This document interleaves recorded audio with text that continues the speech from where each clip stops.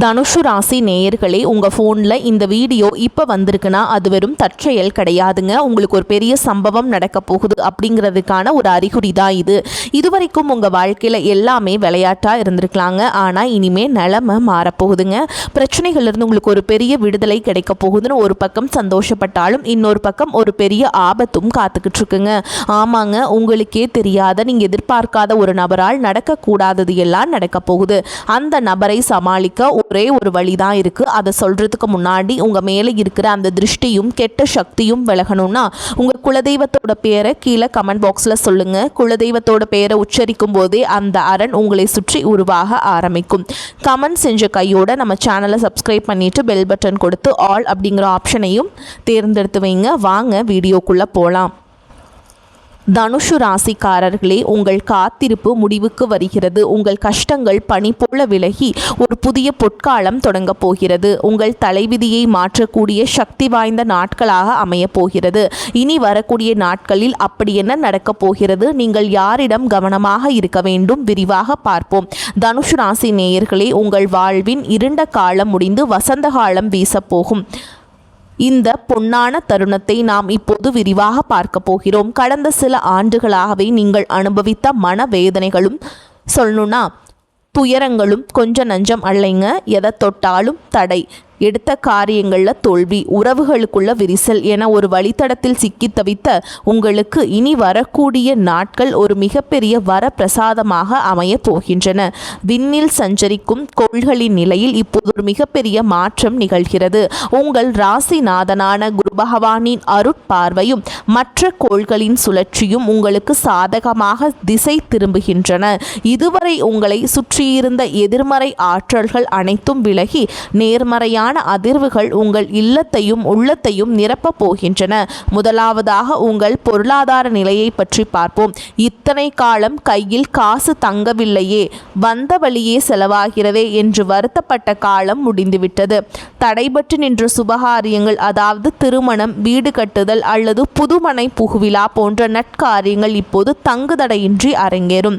நீண்ட நாட்களாக திரும்பி வராது என்று நீங்கள் கைவிட்ட கடன்கள் வட்டியோடு உங்களை வந்து சேரும். எதிர்பாராத திசையிலிருந்து பண வரவு உண்டாகும். முன்னோர்களின் சொத்துக்களில் இருந்த வில்லங்கங்கள் நீங்கி உங்களுக்கு சேர வேண்டிய பங்கு முறையாக வந்து சேரும். இது வெறும் அதிர்ஷ்டம் மட்டும் அல்ல, உங்க உழைப்பிற்கு இறைவன் கொடுக்கும் அங்கீகாரம்.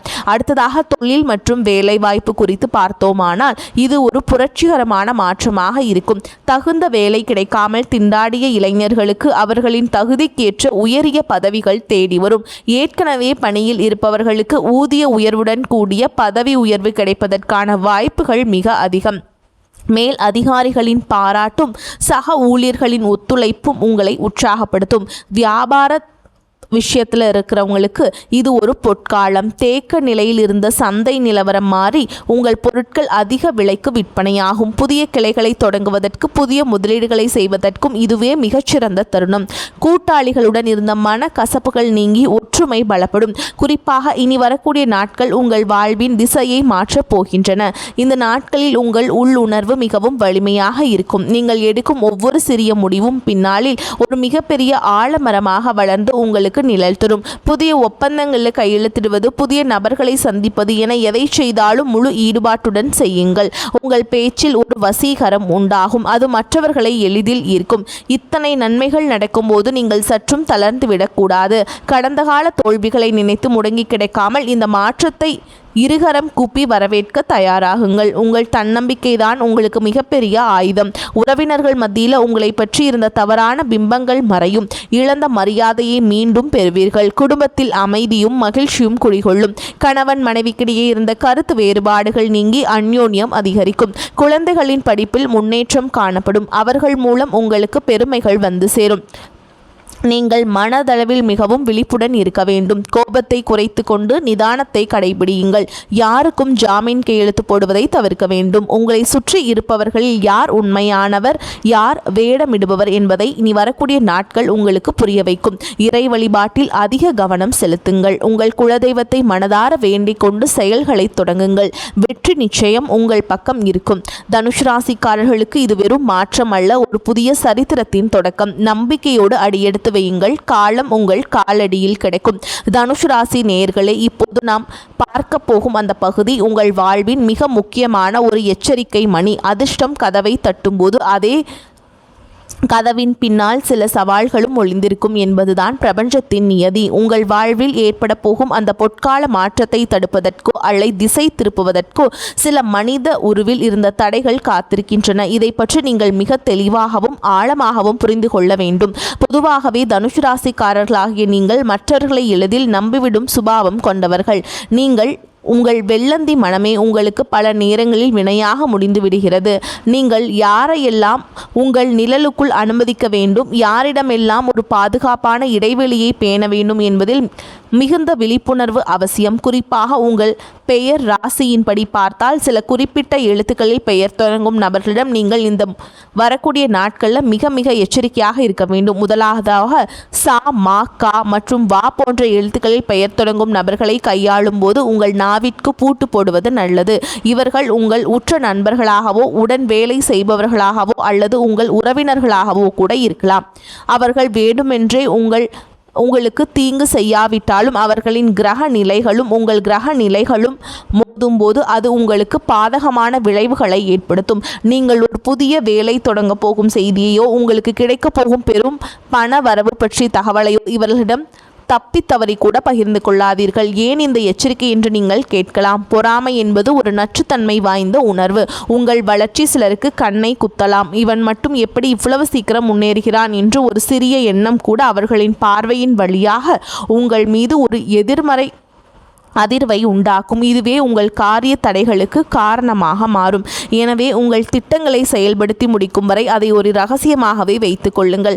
மனம் என்பது இந்த நாட்களில் உங்கள் மிகப்பெரிய கேடயமாக இருக்கும். அடுத்ததாக பண பரிமாற்றங்களில் நீங்கள் காட்டும் அலட்சியம் உங்களுக்கு பெரும் நஷ்டத்தை தரக்கூடும். இனி வரக்கூடிய நாட்களில் யாரிடமாவது கடன் கொடுப்பதோ அல்லது வாங்குவதோ உங்கள் பொருளாதார சுழற்சியை பாதிக்கும். குறிப்பாக அவசரம், உடனே திருப்பி தந்து விடுகிறேன் என்று சொல்லி உங்களிடம் பணம் கேட்பவரிடம் மிகவும் நிதானமாக பதில் சொல்லுங்கள். உங்கள் கையில் இருக்கும் அந்த பணமானது உங்கள் எதிர்கால முதலீட்டுக்காக இறைவன் கொடுத்திருக்கும் ஒரு வாய்ப்பு. அதை மற்றவர்களுக்காக தாரை வார்த்துவிட்டு பின்னாளில் நீங்கள் கஷ்டப்படுவதில் எந்த பயனும் இல்லை. வேலை செய்யும் இடத்தில் உங்கள் கருத்துக்களை திருடி அவர்கள் பெயரில் தம்பட்டம் அடித்துக் கொள்ள ஒரு கூட்டம் காத்திருக்கும். மேல் அதிகாரிகளிடம் நீங்கள் பேசப்போகும் முக்கியமான விஷயங்களை முன்னரே யாரிடமும் விவாதிக்காதீர்கள். உங்கள் வெற்றியின் ரகசியம் உங்களோடு மட்டுமே இருக்கட்டும். இனி வரக்கூடிய நாட்களில் உங்கள் கனவுகளை பற்றி பேசாமல் உங்கள் செயல்களின் மூலம் உங்கள் திறமையை காட்டுங்கள். மேலும் உங்கள் குடும்ப விவகாரங்களை வெளி நபர்களிடம் கொண்டு செல்லாதீர்கள். வீட்டின் ரகசியம் வீதிக்கு வரும்போதுதான் விரிசல்கள் உண்டாகின்றன. உங்களை புகழ்ந்து பேசும் நபர்களிடம் எச்சரிக்கையாக இருங்கள். அவர்கள் உங்கள் மேல் காட்டும் அதீத அன்பு கூட ஒரு போலி திறமையாக இருக்கலாம். உங்களை சுற்றி நடக்கும் ஒவ்வொரு அசைவையும் ஒரு கழுகின் பார்வையோடு கவனியுங்கள். யாரோ ஒருவர் உங்கள் வளர்ச்சியை தடுக்க திட்டமிடுகிறார் என்பதை உங்கள் உள்ளுணர்வு சொல்லும். அந்த உள்ளுணர்வின் குரலுக்கு செவிசாயுங்கள். யாரையும் வெறுக்க வேண்டாம், ஆனால் யாரையும் முழுமையாக நம்பவும் வேண்டாம். இனி வரக்கூடிய நாட்களில் உங்கள் முடிவுகளை நீங்களே எடுங்கள். மற்றவர்களின் ஆலோசனைகள் உங்களை குழப்பக்கூடும். உங்கள் பாதையை நீங்களே தீர்மானியுங்கள். உங்களை வீழ்த்த நினைப்பவர்கள் உங்கள் பலவீனத்தை தான் முதலில் தேடுவார்கள். உங்கள் பலவீனத்தை யாரிடமும் வெளிப்படுத்தாதீர்கள். சிங்கம் எப்படி தனது வேட்டையை தொடங்கும் முன் அமைதியாக காத்திருக்குமோ அதேபோல் உங்கள் வெற்றிக்கான தருணம் வரும் வரை நீங்கள் அமைதியாக இருங்கள். இந்த எச்சரிக்கைகளை நீங்கள் சரியாக பின்பற்றினால் உங்கள் பொற்காலத்தை தடுக்கும் சக்தி யாருக்கும் இருக்காது. நம்பிக்கையோடு இருங்கள், ஆனால் விழிப்புணர்வோடு செயல்படுங்கள். ஒரு அடர்ந்த ஆலமரத்தின் நிலையில் அமைந்திருந்த அந்த பழைய வீட்டின் திணையில் அமர்ந்திருந்தான் கதிர். அவன் தனுஷ் ராசியில் பிறந்தவன். கடந்த 5 ஆண்டுகளாக அவனது வாழ்க்கை ஒரு இருண்ட குகைக்குள் பயணிப்பது போலவே இருந்தது. தொட்ட காரியங்கள் அனைத்தும் துரோகத்தில் முடிந்தன. கையிலிருந்த சேமிப்பு கரைந்து கடன் சுமை கழுத்தை நெறித்து சொந்த ஊரிலேயே நிமிர்ந்து நடக்க முடியாமல் கூனி குறுகி போயிருந்தான். அவனது உழைப்பால் உயர்ந்தவர்கள் இன்று அவனை கண்டு ஏளனமாக சிரிப்பதைக் கண்டு அவன் நெஞ்சம் ரணமானது. அன்றுதான் தன் வாழ்வின் கடைசி வாய்ப்பு என்று அவன் உள்மனம் ஏதோ ஒரு ரகசியத்தை சொல்லிக்கொண்டே இருந்தது. அன்று மாலை அவன் தற்செயலாக ஒரு முதியவரை சந்தித்தான். அந்த முதியவர் அவன் கண்களை ஊடுருவி பார்த்துவிட்டு, தம்பி, விடியல் உன் வாசலில் நிற்கிறது. ஆனால் உன் கையில் இருக்கும் விளக்கை அணைக்க ஒரு கூட்டம் வரும். உன் நாவிற்கு பூட்டு போட, குறிப்பாக உன் திட்டங்களை யாரிடமும் சொல்லாதே என்று எச்சரித்துவிட்டு மறைந்தார். மறுநாள் அதிகாலை கதிரின் அலைபேசிக்கு ஒரு அழைப்பு வந்தது. அது நீண்ட நாள் நண்பன் முரளி. அவன் பெயர் மா என்ற எழுத்தில் தொடங்குகிறது என்பதை கதிர் சற்றென்று நினைவு கூர்ந்தான். முரளி மிகவும் கனிவாக பேசினான். கதிர், உனக்கு ஒரு பெரிய வேலைவாய்ப்பு வந்திருக்கிறது, உடனே என்னை வந்து பார் என்றான். முன்னதாக இருந்திருந்தால் கதிர் ஓடோடி சென்றிருப்பான். ஆனால் அந்த முதியவரின் எச்சரிக்கை அவன் காதுகளில் ஒலித்தது. இப்போது வர இயலாது முரளி, பிறகு பேசுகிறேன் என்று சுருக்கமாக முடித்து கொண்டான். பிறகுதான் தெரிந்தது முரளி சொன்ன அந்த வேலைவாய்ப்பு ஒரு மிகப்பெரிய பண மோசடி திட்டம் என்பது. அவன் அந்த ஒரு வார்த்தை மனதால் ஒரு பெரும் ஆபத்திலிருந்து தப்பினான். கதிர் ஒரு பழைய நிலம் சம்பந்தமான ஆவணங்களை சரிபார்த்து கொண்டிருந்தான். அவனது தாத்தா விட்டு சென்ற ஒரு சிறிய தரிசு நிலம் அது. அதில் ஏதோ ரகசியம் இருப்பதாக அவனுக்கு தோன்றியது. அன்று மதியம் அவனது உறவினர் ஒருவர் வந்தார். அந்த நிலத்தை விற்றுவிடலாம், நான் நல்ல விலை பேசி தருகிறேன் என்றார். கதிர் அமைதியாக மறுத்துவிட்டார். மறுநாள் காலை அரசாங்கத்திலிருந்து ஒரு அறிவிப்பு வந்தது. அந்த நிலத்தின் வழியாக ஒரு தேசிய நெடுஞ்சாலை அமையவிருக்கிறது என்றும் அதற்காக அந்த நிலத்திற்கு பல கோடி ரூபாய் இழப்பீடு வழங்கப்பட போகிறது என்றும் நல்ல செய்தி கிடைத்தது. கதிர் அதிர்ந்து போனான். அன்று மாலை அவனுக்கு ஒரு புதிய தொழில் தொடங்குவதற்கான முதலீடும் தானாகவே வந்து சேர்ந்தது. அந்த நாட்களில் அவன் காட்டிய நிதானமும் மனமும் எச்சரிக்கையுமே அவனை ஒரு மிகப்பெரிய செல்வந்தராக மாற்றியது. அவனது பொற்காலம் உண்மையில் தொடங்கிவிட்டது. இத்தனை காலம் அவனை தூற்றியவர்கள் எல்லாம் இப்போது அவன் வீட்டு வாசலில் வரிசை கற்றி நின்றனர். ஆனால் கதிர் இப்போது பழைய கதிரல்ல. யாரிடம் பேச வேண்டும், யாரிடம் கவனமாக இருக்க வேண்டும் என்ற சூட்சுமத்தை கற்றுக்கொண்டான். அவன் ராசியின் அதிபதியான குரு பகவானின் அருளும் அவனது விழிப்புணர்வும் இணைந்து அவனை ஒரு புதிய சிகரத்திற்கு அழைத்து சென்றன. வானில் மின்னல் வெட்டுவது போல் அவனது வாழ்வில் ஏற்பட்ட அந்த திடீர் திருப்பம் உருக்கிய ஒரு பாடமாக அமைந்தது. தனுஷ் ராசிக்காரர்களுக்கு காலம் பதில் சொல்லும் என்பதற்கு கதிரின் வாழ்வே ஒரு சாட்சியாக மாறியது. தனுஷ் ராசி அன்பர்களே, உங்கள் வாழ்வில் வீசப்போகும் இந்த அதிர்ஷ்ட காத்தை அப்படியே தக்க வைத்து கொள்ளவும் வரப்போகும் நன்மைகளை இரட்டிப்பாக்கிக் கொள்ளவும் நீங்கள் செய்ய வேண்டிய ஆன்மீக கடமைகள் குறித்து இப்போது ஆழமாக பார்ப்போம்.